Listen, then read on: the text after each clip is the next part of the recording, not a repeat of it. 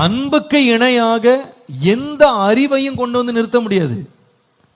அன்புக்கு இணையாக எவ்வளவு அன்னதானத்தை கொடுத்தாலும் அன்புக்கு இணையாக கொண்டு வர முடியாது. எல்லாம் ஒளிஞ்சிரும், அன்பு மட்டும் ஒழியாது. ஏன்னா இதுதான் பெர்மனன்ட். நிறைய வெளியில உறவு அப்படின்னு வரும்போது, ரெண்டு பேருக்குள்ள ஐக்கியம் அப்படின்னு வரும்போது, நம்ம நிறைய பேர் வந்து அறிவுக்கு ரொம்ப முக்கியத்துவம் கொடுக்குறோம். நான் அது தவறுன்னு சொல்லலை, அறிவு வந்து வேண்டான்னு நான் சொல்லலை. இப்போ உதாரணமாக பாருங்களேன், ஒரு கணவன் மனைவி அப்படின்ற உறவுக்கு நிறைய பேர் பேசிஸாக எதை வைக்கிறாங்கன்னு கேட்டால் எஜுகேஷன். எனக்கு தெரிஞ்ச வரைக்கும் அது அவசியமாக இருக்கலாம், ஆனால் முக்கியமானதல்ல. ஒரு மனுஷன் எத்தனை பட்டங்களை வேணா படிச்சிருக்கலாம், ஆனால் தான் கட்டின மனைவியை நேசிக்க மட்டும் முடியலை அப்படின்னா அந்த படிப்பெல்லாம் இட்ஸ் நத்திங்.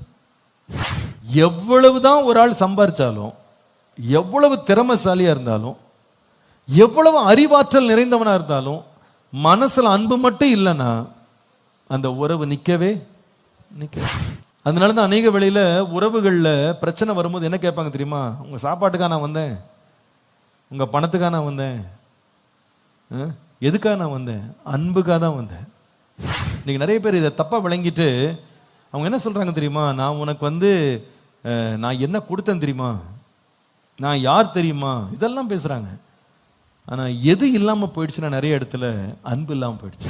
அப்போ எல்லாமே ஒரு விசுவாசியனுடைய வாழ்க்கையில இருந்தும் தேவன் மேல் உள்ள அன்பு மட்டும் இல்லைன்னா அந்த உறவு நிக்காது.